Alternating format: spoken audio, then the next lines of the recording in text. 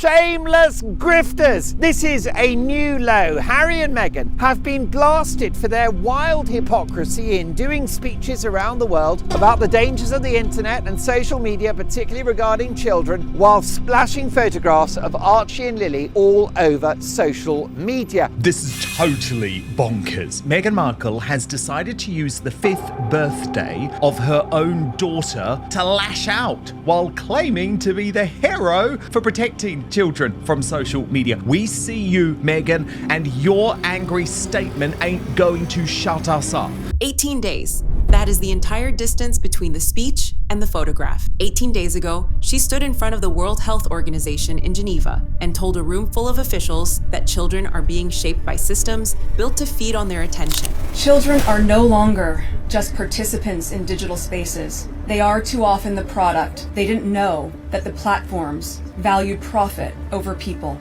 We would never accept a food system that knowingly exposed children to harm. But Meghan Markle, are you seriously saying, despite that rhetoric, that your 5-year-old daughter is giving you permission to share her image for money? I think there's nothing wrong with parents sharing their children online. But remember, Prince Harry has called it evil. He has attacked parents who are doing exactly what you were doing. The right cause, a room that mattered, the kind of warning you would happily forward to your own daughter. And then on Thursday, for her youngest child's 5th birthday, she opened her own Instagram, the one with 5 million followers and barely 100 posts. And she shared 2 brand new pictures of her daughter. Our dream girl, she wrote, a white heart. Comments switched off, so nobody could answer back underneath. And the internet, predictably, lost its teeth. She also said she wasn't going to serve her children to the media on a silver platter, specifically Archie. But now we have her serving her children on a silver platter to the same social media companies that she goes around campaigning against for, I guess, that dopamine hit. I am also imagine she is paid per post as an Instagram influencer. I do believe she's probably in that program, so that would be an incentive for her. The American outlets cooed, of course. People magazine framed it all very warmly, the joint Disneyland birthday trips, the rare glimpse of a private little family. And that is honestly how a good chunk of her audience reads every post like this, a mom sharing her girl. But warmth was never the story here, the timing was. Now here is the part that turned a birthday post into a proper story. She did not quietly take the criticism on the chin. She did not go to ground and let it blow over. Her camp came out swinging on the record the day before the photograph even landed. And the royal commentators who sat through the Geneva speech have not been gentle. Tom Sykes, who was actually in Switzerland for it, called the picture staggeringly tone deaf. And the problem that I have, particularly with this now, or not my personal problem, but why I just think it's incredibly unwise of this couple to do this, is that increasingly at the center of this commercial operation is Lilibet. She is increasingly the cheese, the bait, the whatever you want to call it, to draw people into these photographs. Remember, this is the same woman who, a month earlier, marked her son Archie's 7th birthday with a tribute that made no attempt to hold him back at all. So the policy, whatever it is, bends precisely when she wants it to bend. She warned the world that the algorithms feast on children. Then, 18 days later, she set a place at the table. So that is what we are doing today. This was never about whether a mother may share a photo of her own child. It is about the 18 days. We are doing the reply that nobody saw coming, and we are doing the one detail this whole row turns on, the one that has half of Fleet Street calling this the clearest birthday photo she has ever posted, while the other half insists the exact opposite. Both cannot be true at once, and by the end of this, you will see which side has actually read the situation right. I think, really got the mood of this one right by suggesting that Meghan Markle is the antithesis of the icon that she thinks she is. She is the grandiose narcissist who displays of self-worship are now and always have been farcical, and she zoomed in on the faces of those watching. Most people, caught in a contradiction this size, would say nothing. Let it die down. Post a kitten and wait a quiet week. She did the opposite. She doubled down. A spokesperson for the Duchess went to Newsweek the day before the birthday and drew a firm line in the sand. There is, the statement statement said, a distinction between sharing moments from her life and exposing her children to public scrutiny. By keeping their faces back, the argument runs, she is doing the very thing she preached in Geneva, protecting them, or so we're told. And funny that the defense was drafted, signed off, and handed to a reporter the day before the photograph, as though they knew exactly how this would read. The Duchess has always been clear that there is a distinction between sharing moments from her life and exposing her children to public scrutiny. What is the difference? If you put your kids on social media, you are exposing them to public scrutiny. They go on to say, by obscuring their faces, she's demonstrating the very principle that she advocates, giving children privacy, agency, and protection in an increasingly digital world. Well, she's not giving them agency because they are children and they haven't chosen to be on the internet. Agency is when you choose to do something. She's not giving them privacy because she's putting them on the internet. If you just have a child and it's the back of their head, or you put a heart on their face, that does not protect them. In fact, it creates more curiosity among potential bad actors. It's the worst thing you can do. Read that twice? Because it is a genuinely clever piece of footwork, and it deserves to be taken seriously before we take it apart. The claim is not, I have changed my mind. The claim is, the photograph and the sermon are the same thing. She is not retreating from Geneva. She is folding the birthday post straight into it and calling them one and the same act of protection. And that is the move that fascinates the royal watchers. This was not a slip of the thumb. It was a decision. She knew the criticism was loaded and pointed straight at her. She had her answer drafted and waiting before the camera shutter so much as click, and she pressed publish anyway. Newsweek itself read it as a woman choosing to double down rather than back down. When she did her speech in Geneva, was that young kids are being exposed via social media to dangerous algorithms and content, and it's very different from her own positive content. And they argued many mothers share content of their children and are proud and positive. Meghan does it tastefully and without showing their faces, just as many other well-known people do. The way she actually teases the children's faces could increase security concerns. Richard Fitzwilliams, over on GB News, put his finger on the thing that nags people most. The Sussexes, he said, are tireless in self-promotion, and the habit of always photographing the children from behind is, in his word, very curious. And curious is doing a great deal of work in that one sentence. Because a woman who genuinely wanted her children invisible has the easiest tool in the world to make them invisible. She simply does not post them. What she does instead is post them carefully, on a schedule, on her own platform, to 5 million strangers. Meghan does not show the children's faces, and so that therefore this is somehow their privacy is being protected. It's completely absurd, frankly, because what Meghan is doing by not showing the faces, or by revealing them very slowly, by revealing side portions or half portions, is feeding what marketers call a curiosity gap. That is not absence. That is art direction, the brass neck of it, some would say. She was not the only voice. The brand and culture commentator Nick Eade told Newsweek the whole sequence simply felt hypocritical and pointed straight at the timing. And it was not only the royal desk. Over at The Independent, the columnist Claire Cohen wrote a piece about social media mothers that landed squarely on the Duchess, arguing that posting your child over and over, even with the face kept back, betrays a child's privacy rather than protects it. That is a national broadsheet, not a gossip account, putting the same charge into print on the very same day. Nick Eade is a cultural icon, a man who is friends with royalty, politicians, designers, photographers. He's incredibly well connected. He's best friends with Elton John and Madonna. And Nick Eade is absolutely furious about this. And he told Newsweek the day before Meghan went and did her speech in Switzerland about the dangers of the internet, particularly towards children, she posted a photograph of herself and her daughter Lily, and then literally had the Armani label out of the Armani suit that she was wearing to this important speech. He goes on to say, she can commercialize her social media, obviously as an adult, no problem. But it felt very hypocritical. We know she's a hypocrite, so there's no two ways about it. So that is a royal commentator, a brand expert, and a broadsheet columnist on 3 separate platforms, all reaching for the same word. The camp's defense is that the picture is the principle. The critic's reply is simpler. You cannot lecture the world about exposure on a Saturday and trade on your child's image by the following Thursday. And so far, the camp has not given a single inch. And I have to be honest, the mainstream media was totally buying this. The Sun, Meghan shares adorable picture with smiling Prince Harry and Lilibet to celebrate daughter's 5th birthday. birthday. But there was nothing adorable about this. What it is a hypocritical money play. At 5 years old, Meghan Markle has realized that that poor young girl is the best way for her to make money. So that's why she's defending the fact that she's going to keep going online with these weird sort of half shots, the hearts. But look at these pictures. Come on. When you put the two of them together and everything else that we have seen with this poor young girl, of course we know who she is. This is weird.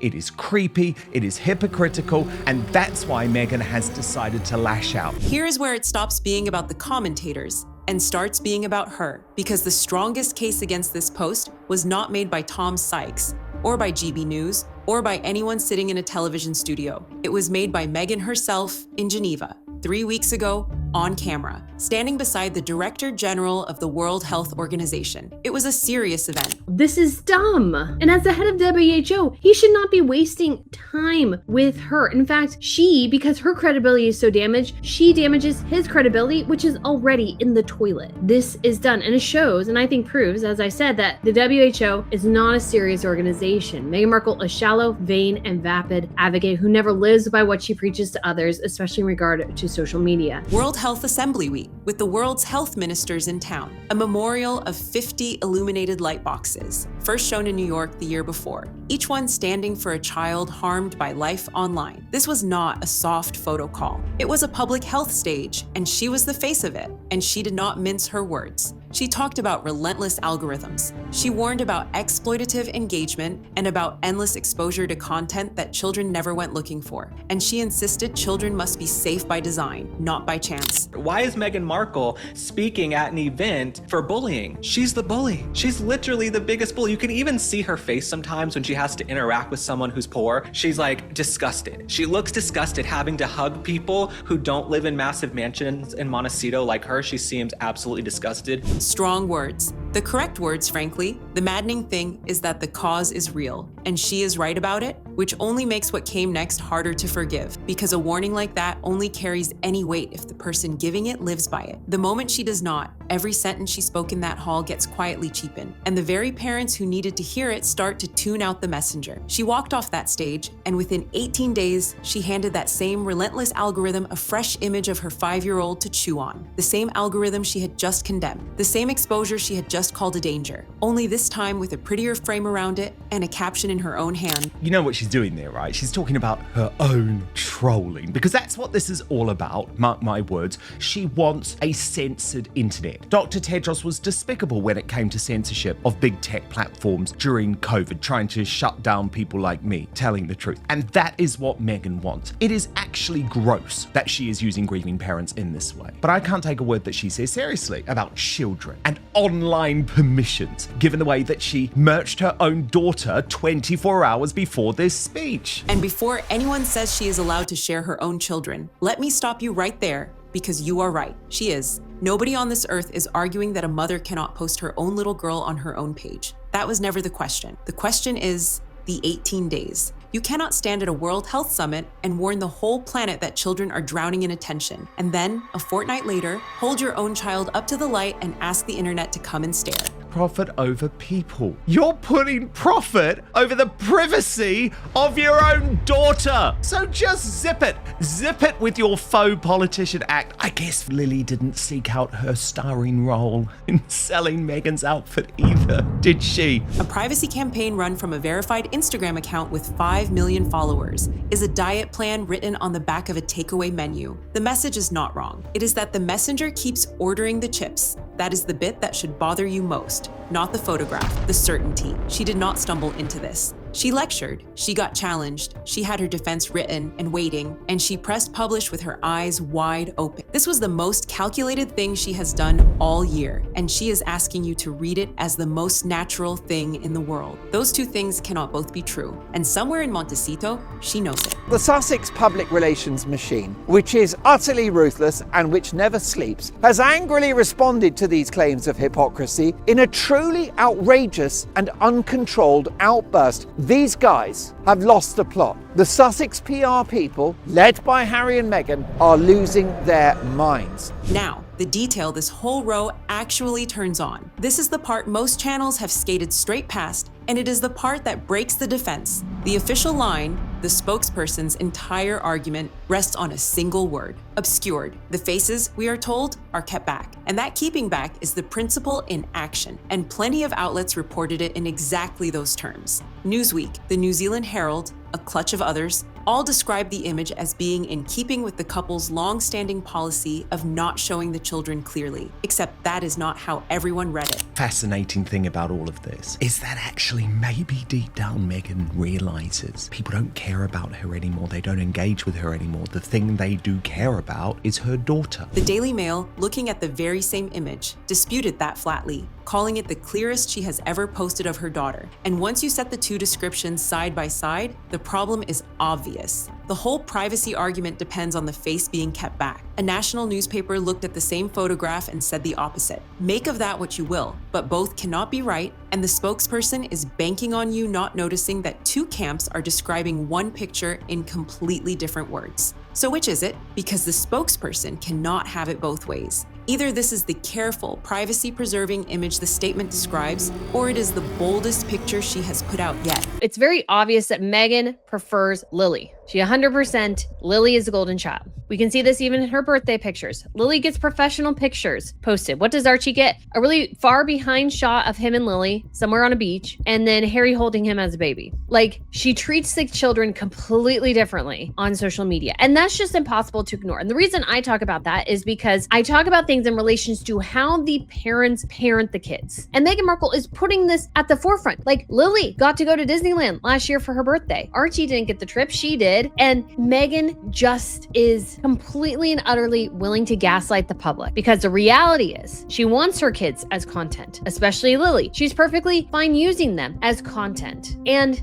kids can't consent to being content. 18 days after a speech about overexposure, it cannot be the most cautious picture and the boldest picture at the same time. That is the contradiction the statement quietly hopes you will not notice. And here's the pattern that should make you sit up in your chair. The couple have leaned on the same privacy line for years. It is, they tell us, the whole reason the children are photographed the way they are, but run an honest eye over how strictly that rule has actually been kept, milestone after milestone. And it has not tightened the way you would expect from a family growing more protective as their children get older. It has gone the other way. That's what Meghan is doing. She's not fooling anybody. Meghan is a hypocrite in the biggest sense of the word, because these children have moments where they look completely different in their sizes and the color of their hair. I think what Meghan is doing is trying to control a narrative, but failing miserably at it. We have caught on to her. We figured her out. And the biggest part of all of this, I believe, is going to be when these children do grow up and they get bigger, they're going to see the manipulation that their mother is doing. They're going to call their mother out later in life, because Meghan is trying to use her children in a way that is not honest. She is trying to represent something that is clearly being manipulated. The standard they describe in their statements and the standard you can see in the actual posts have drifted further and further apart, in one direction only. Nobody forced that on her. She chose the platform, she picked the moment, and she decided exactly how much to put out every single time. And it is the family themselves, not the press, who keep landing on the answer of more. The experts, for their part, do not all stand in the same place, and an honest look says so out loud. Where do we start, Brittany? I don't know, Dan. The optics on this are just horrifically awful on every single level. Meghan Markle just doesn't seem to understand that. If she's going to stand on this issue of internet safety, the first and foremost place that you must see this is on Meghan Markle's own Instagram page, which she refuses to do. She's trying to monetize everything, and it's impossible not to believe that Meghan Markle knows that posting her children generally gives her a bit more engagement. And so she does post her kids to get that additional engagement, to get that additional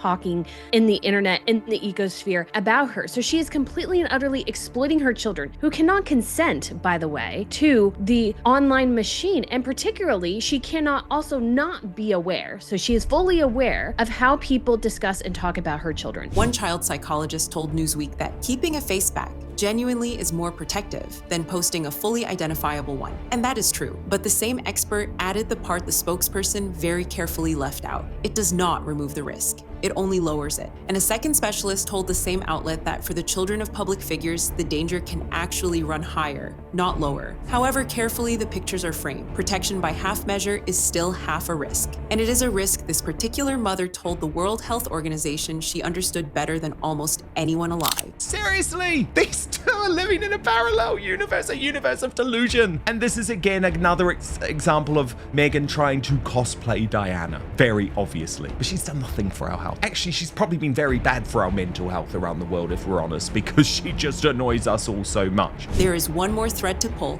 and it is the one Tom Sykes pulled hardest of all. Her Instagram, he said, is a public-facing shop window. Now critics read a commercial motive into the styling of these posts, and that is their read. We will keep it as theirs. But the timeline does her no favors at all. The night before Geneva, she posted herself getting ready, captioned, "Mama's Little Helper," and there, in the mirror, in shot, was the label of the very designer suit she would wear to the summit the next day. A speech about protecting children, trailed the night before by a wardrobe reveal. The audacity of putting a child safety summit and a designer teaser into the very same news cycle is the part her critics simply cannot get past. I think that the hypocrisy around the exploitation of the children for commercial purposes, whilst seeking to present yourself as the figurehead of a campaign that says that children are being exploited by social media, is very obvious, right? It's just very obvious. You can call that a coincidence. Tom Sykes called it a shop window. You can decide which one rings truer. How convenient, either way, that the outfit got its own preview. The business has had a rocky few months, mind you. The Spotify deal long gone. The Netflix arrangement reshaped and scaled back. The lifestyle line still finding its feet. None of that proves a motive,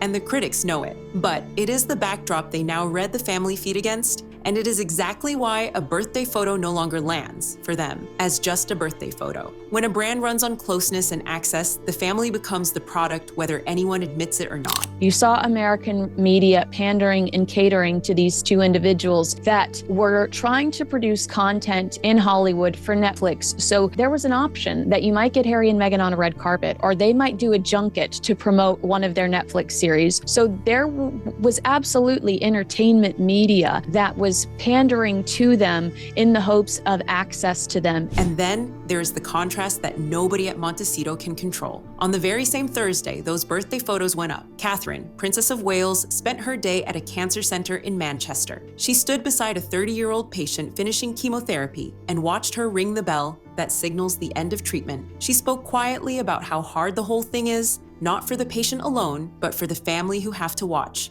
No caption strategy, nothing trailed the night before, no press release. One royal woman spending a stranger's hardest day at her side, in person, away from her own phone. Another turning a family milestone into a post for 5 million followers, with a spokesperson already on the record.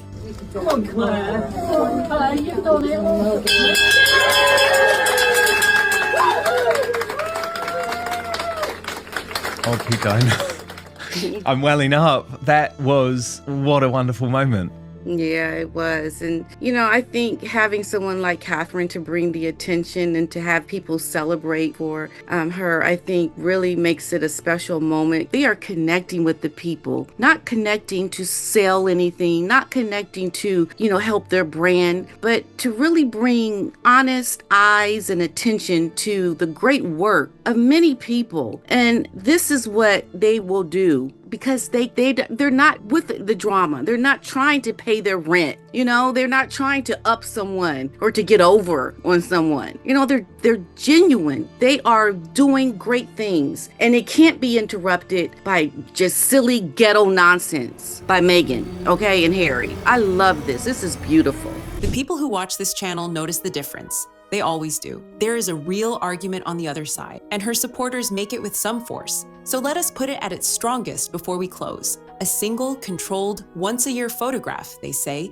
is not the same animal as the relentless, round-the-clock feed she warned about in Geneva. One curated birthday picture is a world away from a child handed a tablet and left to the algorithm for 6 hours a day. By that reading, she is not contradicting herself at all. She is drawing the very line she described in Switzerland, sharing the moment while guarding the identity. And there is the deeper point her defenders never let you forget. We should acknowledge that they refused the initial title for Archie, and that they said that their children weren't going to have titles. And then Meghan went on Oprah Winfrey and said that they were refused titles actually by the royal family due to racism, which was not true at all. They inevitably inherited those prince and princess titles once King Charles came to the throne. This is a man in Harry who watched what the cameras did to his own mother, and a couple who genuinely believe that a turned-away photograph is a shield. Even one of the child welfare experts conceded that exact point. A face kept back is safer than a face on show. It is a decent argument. It is simply not a complete one, because the Geneva speech was never only about screen time minutes.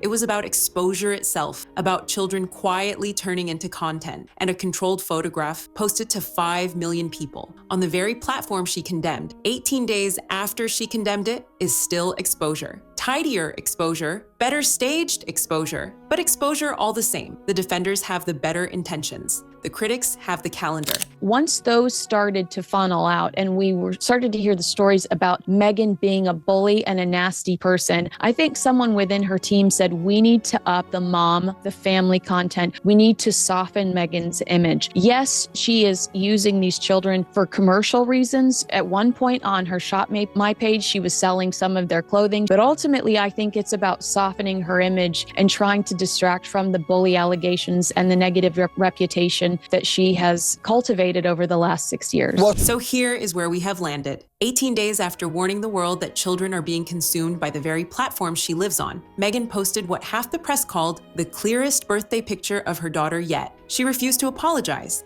and she had her camp argue, with a perfectly straight face, that the photo and the sermon were the same act of protection. A royal commentator, a brand expert, and a broadsheet columnist all called it hypocrisy. Her own Geneva words said the exposure was the danger. And Catherine, that same afternoon, quietly showed everyone what doing the work without the caption actually looks like. She did not get caught out. I love that William has a really hard line with Harry, because that's exactly what Harry needs. He needs to really feel how he has fallen far from the family, and he will never have these opportunities to grow his relationship now with his brother as long as he is with Meghan. I think if Harry were to step aside from Meghan, I think that's the only way Harry would be able to have an in with his brother. But I think because Meghan is still there by Harry's side, William is not going to allow any communication because Meghan brings drama. She's low class.